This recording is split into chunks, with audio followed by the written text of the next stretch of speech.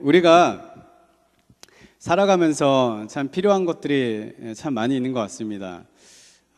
예전에 한번 그 없다 시리즈로 재미있는 이야기가 있었는데, 없다 시리즈. 그 중에 하나가 이제 10대에는 철이 없다, 20대에는 돈이 없고, 30대는 집이 없고, 40대는 정신이 없다. 제가 40대라서 정신이 약간 왔다 갔다 할 때가 있어요. 50대는 일이 없다, 60대는 낙이 없다, 70대는 이가 없다, 80대는 영감이 없다, 뭐 이렇게 나오고 90대까지 나와 있더라고요. 90대는 뭐냐면 다 필요 없다. 네, 이런 이야기가 예전에 이런 시리즈가 있었다는 내용이 있어서 한번 말씀드립니다. 공감이 가십니까? 그런데 어느 세대든 있어야 할 것이 있습니다. 이것이 뭐냐면 그 관계예요. 관계. 관계가 없이 우리들은 살아갈 수가 없다라는 것이죠. 어느 세대든 우리가 혼자 살 수가 없어요. 미우나 고우나 우리들은 항상 함께하는 그 관계 속에서 살아간다는 것이죠. 특별히 배우자, 정말 그 관계 속에서 힘드신 분이 있다라면 우리 원천교회를 통해서 그 관계가 회복되어지는 그 은혜가 있기를 주님의 이름으로 축복합니다. 그 관계, 정말 미우나 고우나 그 관계 속에서 우리들은 살아야 한다라는 것이죠. 인생을 살면서 얻는 지혜는 뭐냐면, 우리가 누구와 만날 것이냐가 아니라 우리가 만난 그 사람들과 어떻게 잘 지내야 할 것인가에 대한 우리들은 질문을 갖고 그 삶에 최선을 다해서 살아가는 것이 필요하지 않나 생각이 됩니다. 만남은 피할 수가 없죠. 문제는 만난 사람들과 어떻게 지내느냐. 인생의 문제는 10%가 그 만남의 문제고 90%가 그 관계의 문제에서 생긴다라고 그런 이야기가 있다라고 합니다. 미국의 작가 오 헨리의 단편 중에 강도와 신경통이라는 작품이 있습니다.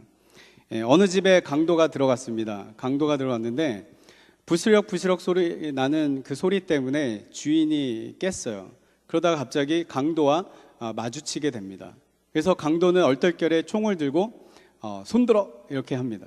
근데 이제 그 집주인이 무서워가지고 그 오른손 놔두고 왼손만 이렇게 들었어요. 한 손만 들었어요. 그 강도가 왜 오른손 안 들어? 그랬더니 오른손이 신경통이라는 거야.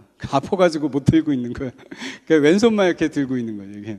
그래가지고 이 강도가 갑자기 총뿌리를 내리면서 자기도 신경통이 있다는 거죠.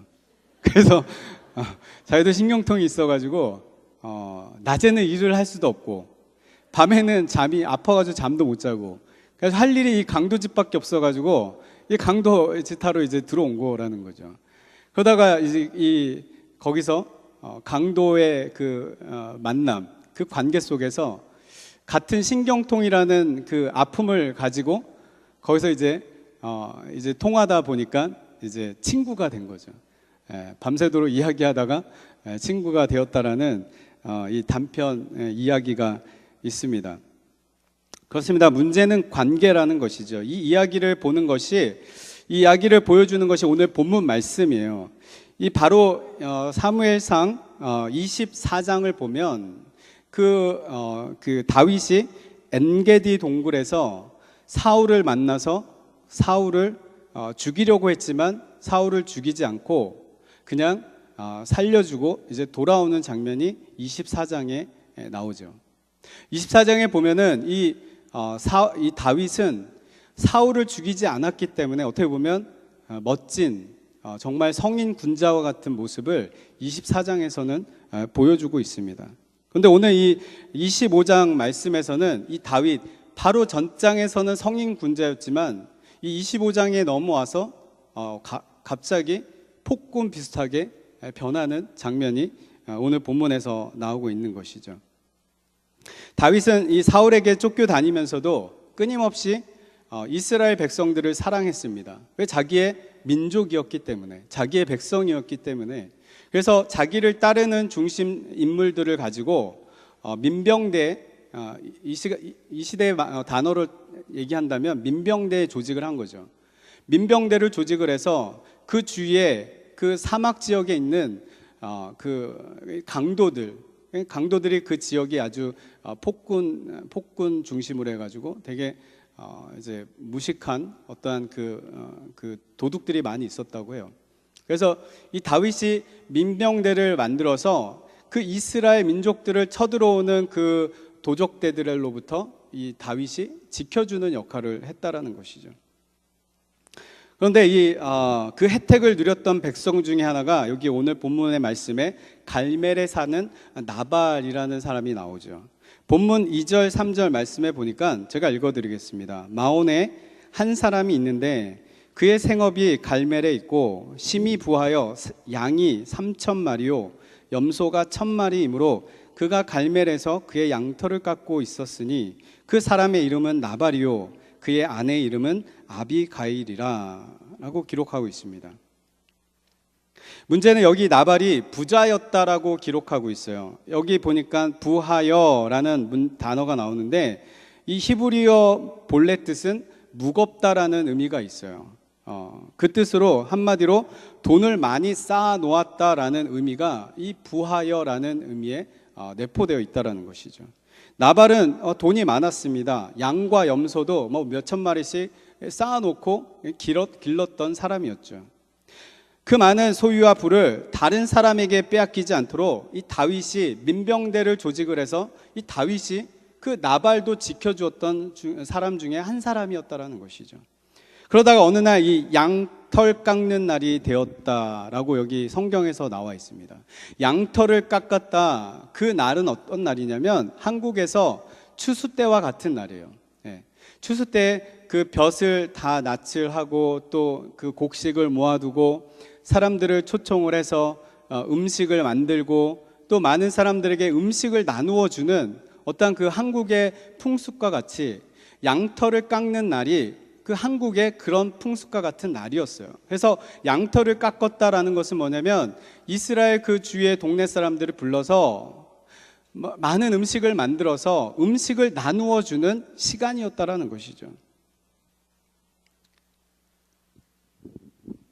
그래서 이 많은 음식을 만들어서 잔치하는 도중에 이 다윗이 민병대 몇 명을 보내가지고 이 나발에게 좀 음식 좀 구해와라 이런 얘기를 하는 상황이죠. 그동안 우리가 당신들을 도왔으니 이제 우리에게 은혜를 베풀어 먹을 것을 좀 보내시오 라고 부탁을 합니다. 그런데 이게 웬일입니까?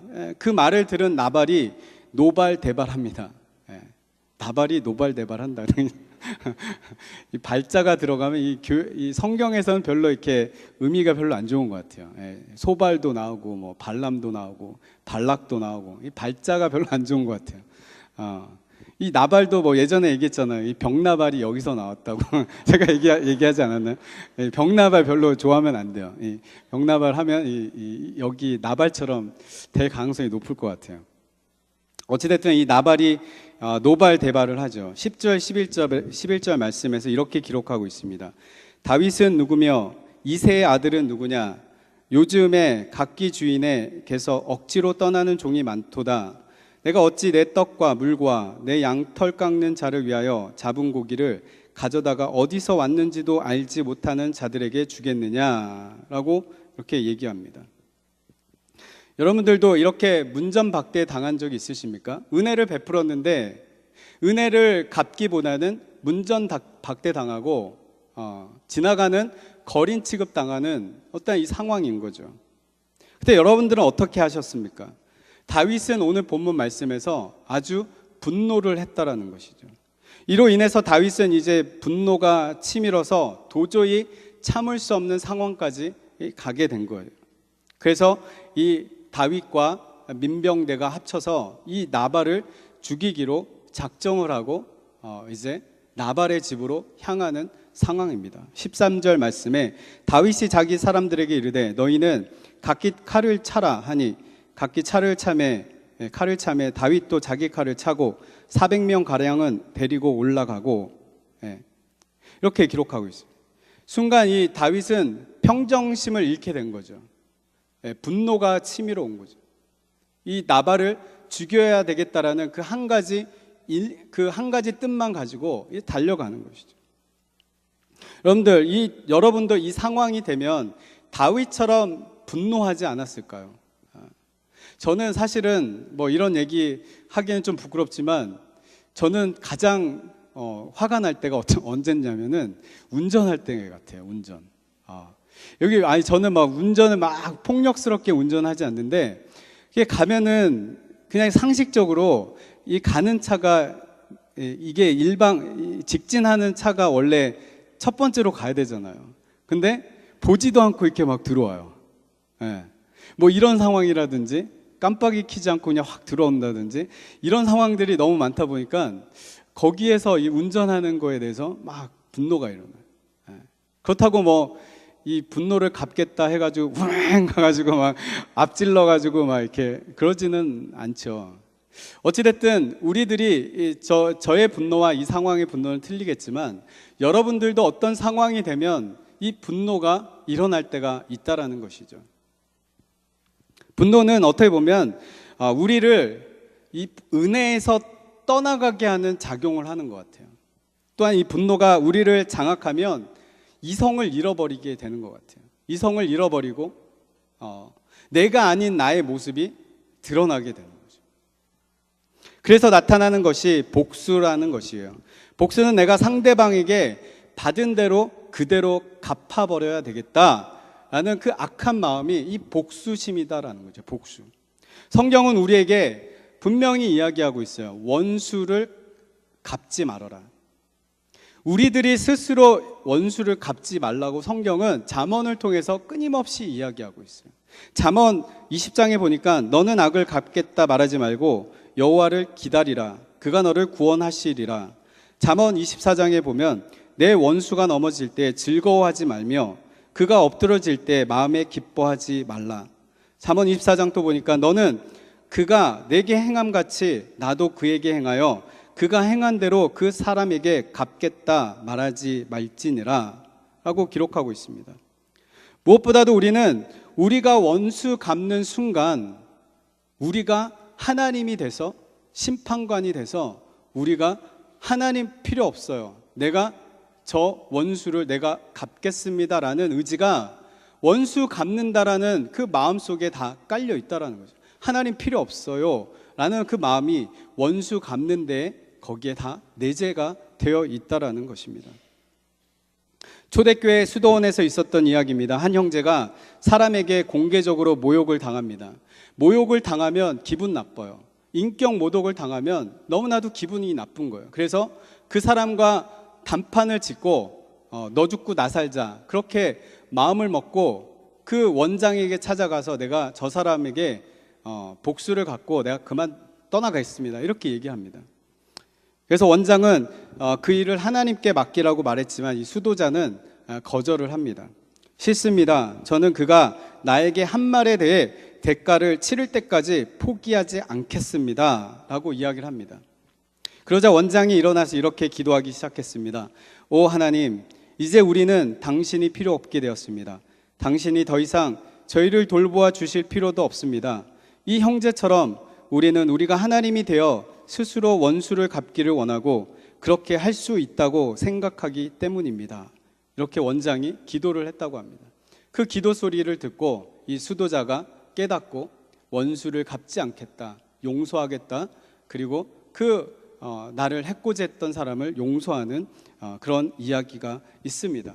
그렇습니다. 우리가 평생 다스려야 할 것은 이 분노의 마음인 것 같아요. 이 분노에 사로잡히지 않도록 우리가 우리의 마음을 하나님의 은혜 가운데, 하나님의 말씀 가운데, 하나님의 그 영역 가운데, 하나님의 임재 가운데 우리의 마음을 드리고 그 하나님이 우리의 마음을 다스릴 수 있도록 우리가 하나님 앞에 나아가는 그 시간들이 많이 있어야 됨을 믿습니다. 이제 다윗은 어떻게 해야 됩니까? 이렇게 정말 성자처럼 살았던 이 다윗이 어느 순간인가 분노로 휩싸여서 나발을 죽이러 가는 상황입니다. 그때 등장했던 인물이 아비가일입니다. 이 나발의 아내 아비가일. 이때 나타난 사람이 아비가일이었는데 이 나발의 아내였지만 이 아비가일은 이 이 아비가일이 나타난 이 시점이 중요했다라는 것이죠. 이 아비가일이 등장하지 않았다라면 다윗은 그 분노에 휩싸여서 나발의 집에 쳐들어가서 나발을 처참하게 죽이고 손에 피를 묻히게 되는 어떤 그 상황이 벌어지지 않았을까 생각이 됩니다. 그러면 아비가일은 누구입니까? 이 3절 하반절 말씀해 보니까 그 여자는 총명하고 용모가 아름다우나 남자는 완고하고 행실이 약하며 그는 갈렙 족속이었더라 라고 기록하고 있습니다. 이렇게 부부가 다릅니까? 거의 미녀와 야수처럼 또 다른 인생을 살아가는 부부였죠. 여기서 보면 나발이라는 이름 자체가 어리석다라는 뜻이에요. 어리석다.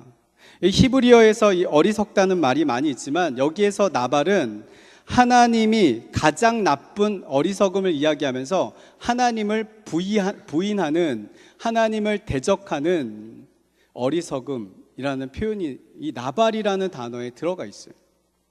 여기 성경에 보면은 이 나발, 그 어리석다라는 그 여러 가지 뜻이 있지만 이런 뜻도 있다고 해요. 순진하고 미숙한 사람, 아니면 둔하고 뚱뚱한 사람, 이런 여러 가지 의미가 있다고 해요. 그런데 이 나발은, 이 어리석음은 하나님을 대적하는 어리석음이다라고 이렇게 이 원어의 뜻에 담겨져 있다라는 것이죠. 이 단어가 잠언에도 3번 나오고 시편 14편 1절에도 이렇게 나옵니다. 어리석은 자는 그 마음에 이르기를 하나님이 없다 하는도다. 어리석은 자는 그 마음에 이르기를 하나님이 없다 하는도다. 이때 어리석은 자가 나발이다라는 거예요. 같은 의미로 사용하고 있다라는 것이죠. 어리면 잘하면 돼요. 그리고 꿈트면 빠르게 되면 돼요. 그렇지만 하나님을 부인한다라면 이 사람은 어떠한 방법이 없다라는 것이죠. 어리석은 이유가 불신앙에서 오기 때문입니다. 이것이 나발이다라는 것이죠. 그러나 이 아비가일은 한 남자, 여기 아비가일이 나오는데 이 아비가일은 한 남자의 아내만을 의미하는 것이 아니에요. 이것은 우리들을 의미한다고 생각합니다. 아비가일 나와서 지혜롭고 총명한 아내 이렇게 설명하면 모든 남자들은 저봐 아비가일과 같은 여자가 되어야 해 라고 이렇게 남성들은 이렇게 표현하겠지만 절대 그런 얘기는 아니에요. 물론 아비가일과 같은 아름다운 아내가 있으면 좋겠지만 여기서 성경에서 이야기하는 것은 뭐냐면 우리 모두를 의미하는 거예요. 아비가일. 본질적으로 하나님을 대적하는 어리석은 세상과 함께 우리들은 이 세상에서 살아가고 있어요. 다윗은 하나님을 의미한다라면 여기서 나발은 세상을 의미해요. 그 사이에서 우리들은 아비가일과 같은 역할을 감당해야 된다라는 것이죠. 가정에 가면 아내와 자녀 아니면 남편과 자녀 사이에 아비가일과 같은 역할을 해야 되고, 교회에서는 목회자와 신자의 사이에 아비가일 역할을 해야 되고, 세상에 나아가서 세상 사람들과 믿는 사람들의 사이에 아비가일의 역할을 해야 되고, 우리들은 그 아비가일의 역할을 우리들은 이 삶 속에서 해내야 된다라는 것입니다. 아비가일은 모든 종류의 중보자의 전형입니다. 세상과 하나님, 세상과 교회, 가족과 교회, 교인과 교인 간의 이 중간 역할이다라는 것이죠. 그래서 우리는 아비가일을 통해 우리가 사는 이 세상에서 어떻게 화평케 해야 되는지, 어떻게 싸움이 있는 곳에, 분란이 있는 곳에 우리가 들어가서 어떻게 화평케 해야 되는지 오늘 말씀을 통해서 알아보기를 원합니다. 첫 번째는 무조건 내 잘못이라고 고백하는 게 중요한 것 같아요. 내 잘못입니다. 여러분들 좌우에 옆에 있는 분들한테 잘못했어요 한번 해보세요. 인사 한번 하겠습니다. 잘못했습니다. 잘못한 일은 없겠지만 어떤 상황 속에서든 남의 잘못이 아니라 그냥 내 잘못입니다. 잘못했습니다. 미안합니다. 이런 어떤 마음의 상태로 우리가 아비가일의 역할을 해야 되지 않나 생각이 됩니다. 23절, 24절 말씀해 보니까 아비가일이 다윗을 보고 급히 나귀에서 내려 다윗 앞에 엎드려 그의 얼굴을 땅에 대니라. 그가 다윗의 발에 엎드려 이르되 내 주여 원하건대 이 죄악을 곧 내게로 돌리시고 여종에게 주의 귀에 말하게 하시고 이 여종의 말을 들으소서라고 기록합니다. 아비가일이 보여준 이 첫 번째 자세는 겸손인 거죠. 혹시 그림이 준비됐는지 모르겠지만 아까 그림을 부탁했는데 그냥 넘어가겠습니다. 나왔나요? 저 그림이 그 네덜란드 화가가 1620년도에 그린 그림입니다. 앉아서 무릎 꿇어서 그 중앙에 보면은 앉아서 무릎 꿇어서 다윗을 바라보면서 뒤에 있는 시종들은 음식을 이제 주려고 하고 다윗은 아비가일의 손을 잡아서 용서하는 그런 모습인 거죠. 제가 갑자기 안용준 목사가 된 듯한 느낌이 드는데 그림을 이렇게 제가 설명하려고 하는 것보다 이 그림이 그때 당시 그 다윗과 아비가일의 어떤 그 모습을 연상이 돼서 한번 보여드리는 겁니다. 그래요. 나귀를 타고 급히 와서 다윗 앞에 무릎을 꿇고 음식을 가리키고 있는 그림입니다. 그가 가리키는 방향을 보면 하인들이 많은 빵을 들고 있고 그는 진지한 자세로 무릎을 꿇고 다윗에게 사죄를 하는, 내가 잘못했습니다, 제발 용서해 주십시오 라고 애원하고 있는 장면이죠. 아비가일은 이렇게 다윗 앞에 무릎을 꿇을 뿐만 아니라 자신을, 이 성경 전체를 보면 6번이나 다윗에게 다윗의 여종이라는 문장을 써요. 6번이나. 그리고 다윗을 무려 25번이나 내 주여라는 단어를 씁니다. 23절부터 44절 불과 21구절인데 거기서 내 주여라는 것이 25번이나 나와요. 그러니까 한 구절에 거의 한 번 이상을 내 주여. 다윗을 아주 극존칭을 하고 있는 거예요. 용서를 구하면 확실하게 해야 돼요. 확실하게. 용서를 구하면 확실하게 해야 되잖아요. 용서 구하는데 그냥 용서해 주려면 말고요. 이런 식으로 이렇게 확실하지 않으면 당신은 내 주인입니다. 아니면 이 시대에 얘기한다라면 당신은 높습니다. 나보다 정말 잘났습니다. 나보다 너무나도 존경스러운 존재입니다. 잘못했습니다. 이게 확실한 용서를 구하는 장면인 거죠. 그런데 그가 그렇게 말한 이유가 더 중요해요. 24절 말씀을 보니까 내 주여 원하건대 이 죄악을 곧 내게로 돌리시고, 그러니까 자기 남편 나발의 죄를 나한테 돌리라는 거예요. 내 죄, 어떻게 보면 이 아비가일은 피해자가 될 수가 있어요. 그런데 이 남편의 죄악까지도 짊어지고 남편 죄도 내 죄입니다. 내 남편이니까 나의 죄입니다. 그 죄를, 나발에게 돌려야 할 그 죄를 나에게 돌려주십시오. 간절히 간곡하는 것이죠. 그러면서 28절 주의 여종의 허물을 용서하여 주옵소서. 도대체 아비가일이 잘못한 것이 무엇이냐 이거죠. 아무 잘못이 없어요. 아무 잘못을 찾을 수가 없어요. 오늘 본문 말씀에 보면. 근데 아비가일은 다윗을 붙잡고 잘못했습니다. 남편의 죄까지 그 남편에게 죄를 돌리지 마시고 나에게 돌리십시오. 내가 다 잘못했습니다. 내 실수입니다. 우리들이 잘 못하는 것 중에 하나가 이건 것 같아요. 잘못했습니다. 내 실수입니다.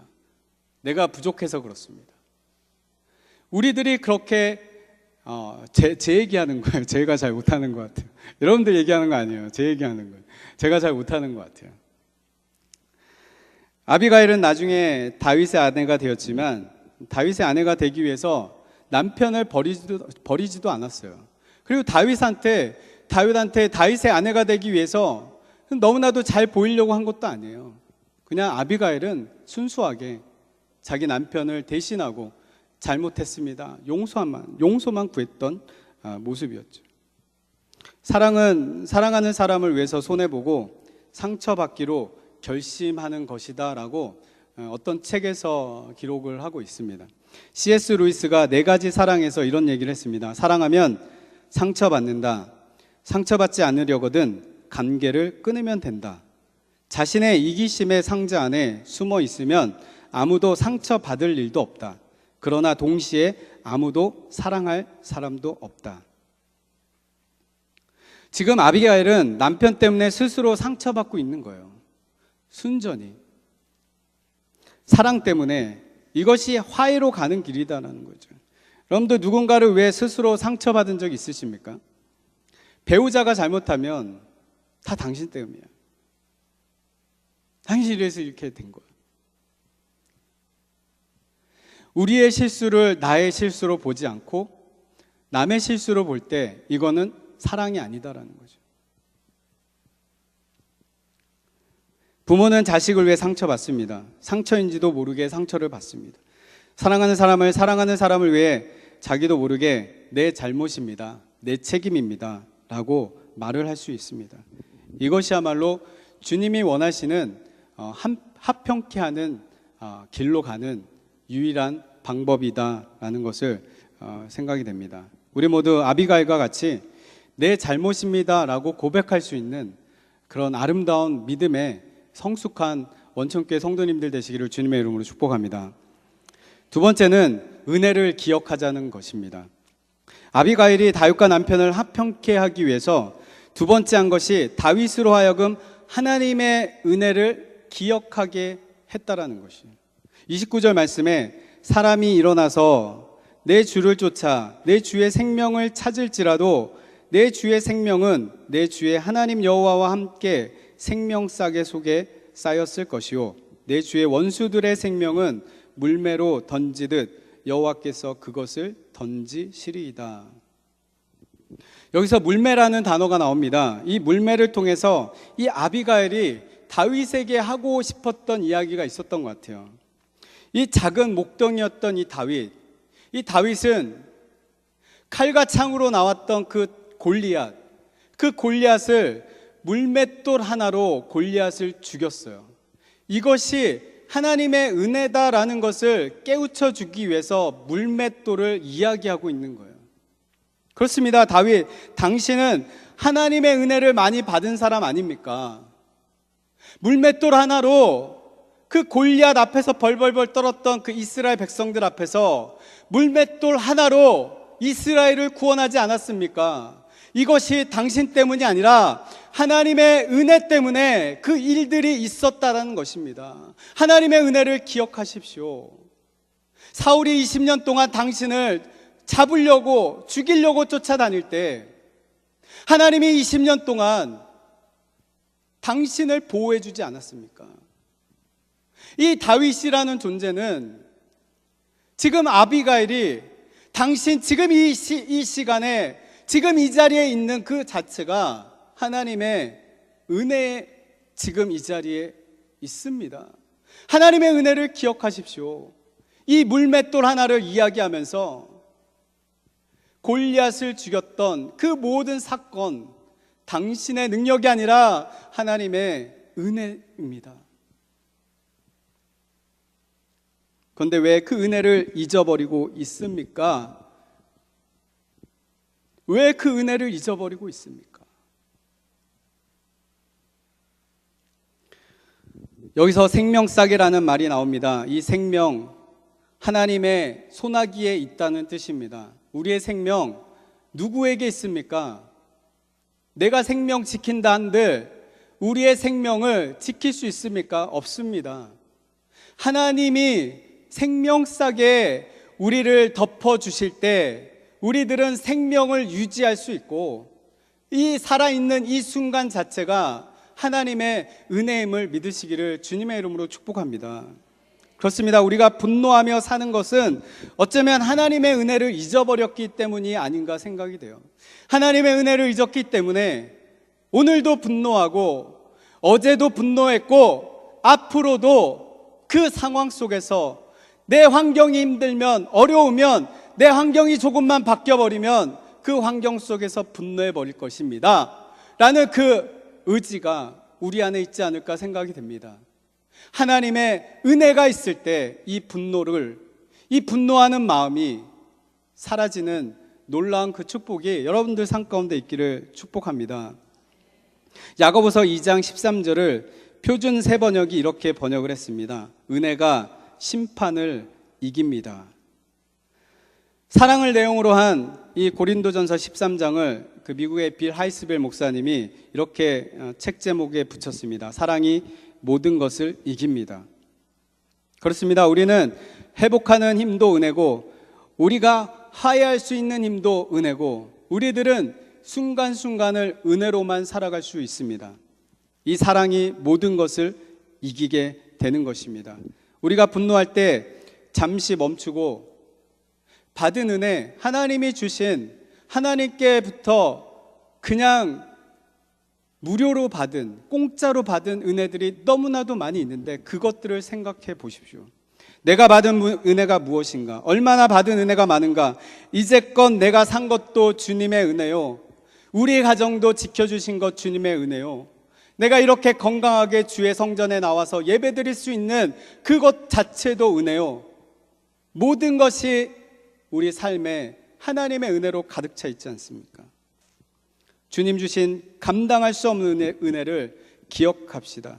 은혜를 기억할 수 있는 성도들을 통해서 지금도 분열 있는 곳에서 화평케 하시는 역사가 있을 것입니다. 이런 은혜가 우리 원천교회 성도님들에게 있으시기를 주님의 이름으로 축복합니다. 마지막으로 용서해야 승리합니다. 아비가일은 한 걸음 더 나아가서 다윗에게 용서를 간구합니다.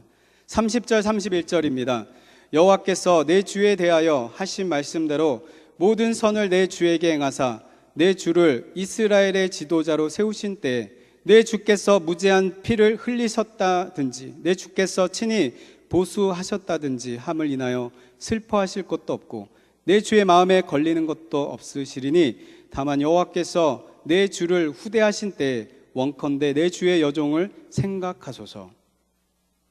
아비가일은 다윗에게 마지막으로 매우 중요한 말을 합니다. 그것은 앞으로 다윗이 왕이 될 수 있지만 왕이 된다고 해도 다른 사람을 향해서 복수하거나 무죄한 자를 죽이거나 그래봤자 그래서 피를 묻힌 그 왕이 된다 한들 무슨 소용이 있겠습니까? 라면서 반문하고 있는 거예요. 30절 31절 말씀을 이 유진 피터슨의 메시지 성경에 보면 이렇게 기록하고 있어요. 다윗이여, 원수를 갚는 일은 당신이 할 일이 아닙니다. 원수 갚는 일은 하나님이 하실 일이고 당신은 하나님이 아십니다. 하나님이 아닙니다.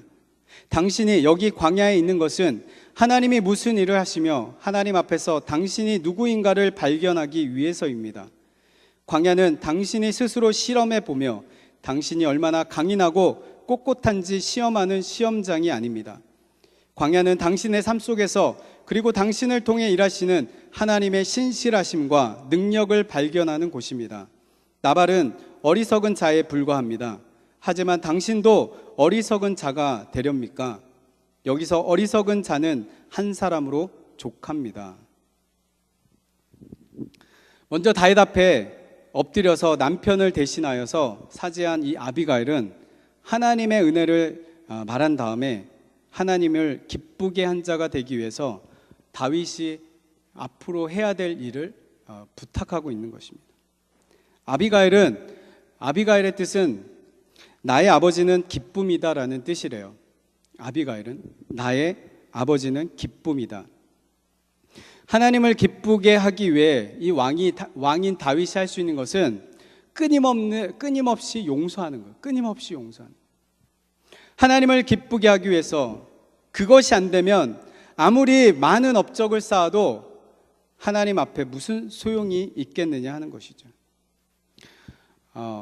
그 이혜인 수녀를 이렇게 안 좋아하시는 분도 있지만 이혜인 수녀가 쓴 시 중에 용서의 꽃이라는 시가 있습니다. 제가 한번 그 용서에 대해서 잘 표현이 된 것 같아서 제가 짧게 읽어드리겠습니다. 당신을 용서한다고 말하면서 사실은 용서하지 않은 나 자신을 용서하기 힘든 날이 있습니다. 무엇라고 변명조차 할 수 없는 나의 부끄러움을 대신해 오늘은 당신께 고운 꽃을 보내고 싶습니다. 그토록 모진 말로 나를 아프게 한 당신을 미워하는 동안 내 마음의 잿빛 하늘엔 평화의 구름 한 점 뜨지 않아 몹시 괴로웠습니다. 이젠 당신보다 나 자신을 위해서라도 당신을 용서하지 않을 수 없는 나를 용서하십시오. 나를 바로 보게 도와준 당신에게 고맙다는 말을 아직은 용기가 없어 이렇게 꽃다발로 대신하는 내 마음을 받아주십시오. 이 짧은 시지만 용서에 대한 본질적인 부분을 잘 풀어낸 시라고 생각이 되어서 말씀드렸습니다. 우리가 누구를 용서하지 않으면 용서하지 않아서 당하는 1차 피해자는 바로 나라는 것이죠. 당신을 미워하는 동안 내 마음의 잿빛 하늘엔 평화의 구름 한 점 뜨지 않았습니다. 이것이 사실이다라는 것이죠. 누구를 미워하면 내가 먼저 상처를 받고 내가 먼저 힘이 듭니다. 그렇지만 내가 용서하면 첫 번째로 내가 받는 1차적으로 수혜를 받는 사람은 또 나라는 것이죠. 이젠 당신보다 나 자신을 위해서라도 당신을 용서하지 않을 수 없는 나를 용서하십시오. 그리고 그 용서는 자기 자신을 되돌아보는 계기가 되었다라고 여기서 시에서 얘기하죠. 나를 바로 보게 도와준 당신에게 꽃다발 대신 마음을 드립니다. 지금 다윗은 선지자 나단에게 교훈을 받고 있는 것이 아니라 이게 어리석은 자 그 나발의 아내 이 아비가일에게 이 말을 듣고 있는 것이죠. 왕이시여 복수는 쉽습니다. 그러나 용서는 위대합니다. 지금 쉬운 길을 택하면 나중에 후회합니다. 지금 용서하면 나중에 승리합니다. 왕은 어떤 길을 택하시겠습니까? 이렇게 이빠른 말을 한 것이 아니라 사람을 세워주는 말을 하는 사람이 지혜 있는 사람이다라는 것이죠. 이렇게 지혜로운 여자가 다윗의 아내가 된 것도 어떻게 보면 다윗 일생의 가장 큰 복이라고 생각이 됩니다. 그리고 그 후에 다윗은 한 번도 이 용서의 문제로 힘들어하거나 고통당하지 않았어요. 시므이가 돌을 던지면서 다윗을 향하여 저주를 퍼부을 때도 이 다윗은 그 시므이를 용서합니다. 또한 원수 사울의 손자 무비보셋, 어떻게 보면 죽여야 할 대상이지만 요나단을 보고 용서하고 왕의 자리에 같이 앉힙니다.